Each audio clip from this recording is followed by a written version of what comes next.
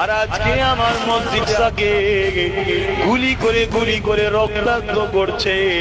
আমরা মুসলমান, আমাদের খেয়াল নাই, আমরা কাফের বেঈমান নেতাদের কি করে ক্ষমতায় আনবো সেই নিয়ে ব্যস্ত। আল্লাহ আপনি আমাদেরকে হিদায়াত করুন। আল্লাহ মসজিদে আকসাকে হিফাজত করুন। মসজিদে আকসাতে যত মুমিন মুমিনাদের রক্ত ঝরছে আল্লাহ তাদেরকে হিফাজত করুন।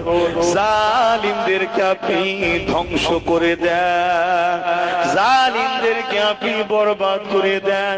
আল্লাহ আমার কওমকে আপনি হিদায়াত ও ঈমানে মজবুত করে দেন। আল্লাহ আমার কওমকে আমার পাশে আপনি দাঁড় করিয়ে দেন।